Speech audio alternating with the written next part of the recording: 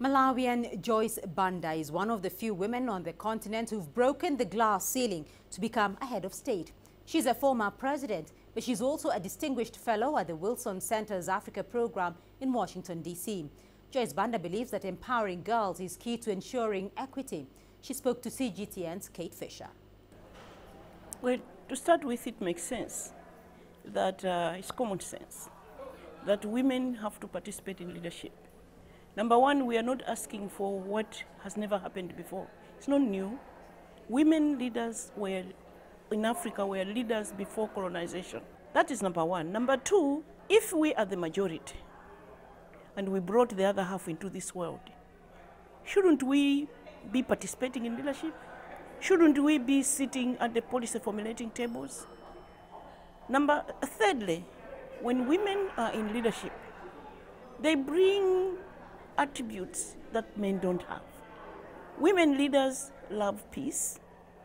Women leaders will engage in dialogue. Women leaders will take risks. Because women leaders will put people first. Women leaders always realize that they lead their nations at the pleasure of the people that put them in that job in the first place. And the way I define that, I always say that leadership is a love affair. Women fall in love with the people and the people fall in love with them. What is the most important thing that Africa needs to do to advance more women leaders? First, let me say that Africa is doing better than most continents of the world right now. Africa has had 4 female leaders. Ellen Sirleaf, Joyce Banda, Catherine Panza, and now in Mauritius we have a female president. So we're doing fine. We're doing better than most. And the country with the highest number of members of parliament is on the continent of Africa. So my position now is that the world has a thing or two to learn from Africa. Why do women make better leaders? Because they're leaders by nature. They are managers at household level. Where I come from, they must make sure the family has food. As I've said everywhere before, that the African woman will till the land, will plant, will grow, will harvest, will store, will process, and will cook the food and eat last and least, where I come from. So we are born survivors. We are born doers.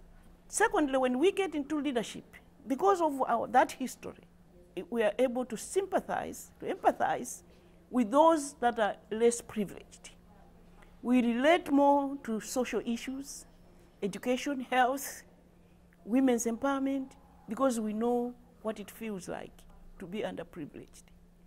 Women get into leadership and they love peace. Women take risks. For example, when I was a leader, I was told we were off track with IMF. In order for us to come back, we needed to devalue our currency by 49%. But devaluing any currency by 49% can mean the loss of votes and even the loss of power. A woman leader will not worry about the votes and the power.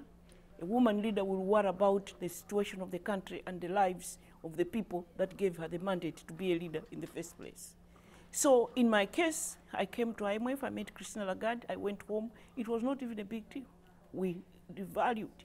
But what I learned through that process is that it is very important for a leader to engage the people, explain, tell them what's going on.